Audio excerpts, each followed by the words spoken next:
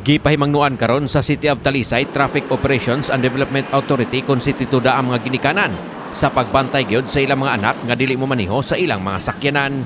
Kinihuman nga usa ka 12 anyos nga batang lalaki ang nalambigit sa disgrasya samtang nagmaniho og usa ka pick-up nga sakyanan.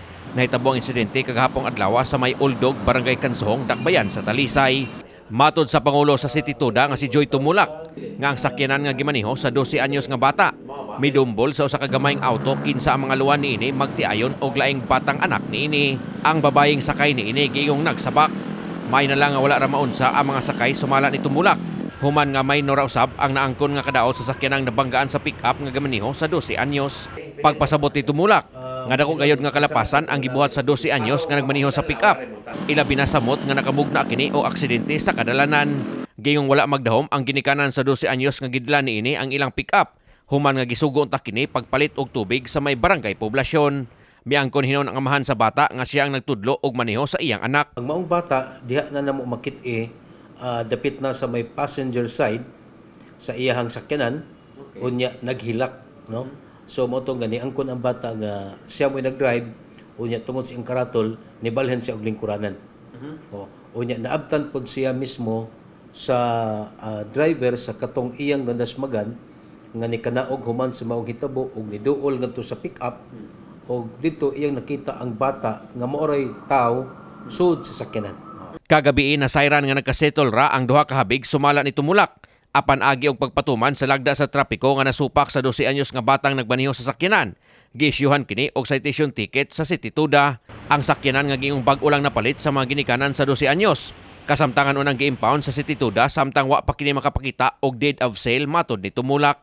Ang 12 anyos kasamtangan pa nga gi-turn over sa Department of Social Welfare and Development kun DSWD.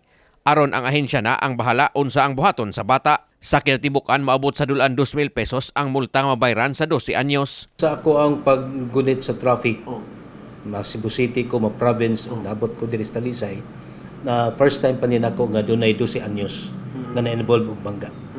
So sa advice ato sa mga ginikanan? So atong advice lang sa atong mga ginikanan, labi na gyud niya tong ilang mga anak nga kursunado nga mo-drive, ato yung paningkamutan nga atong matipigan ang yawi.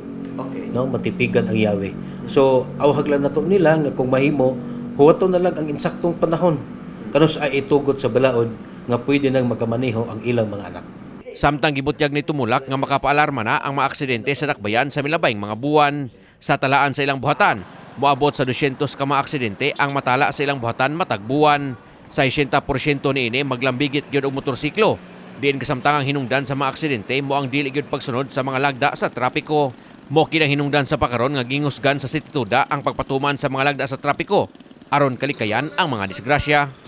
Amo ginagituyo nga among hingusgan tungod kay way laing paagi nga maminusan ng aksidente kundili ang pagdisiplina sa usa ka driver. Kini si Greggy Magdadaro alang sa May TV Cebu.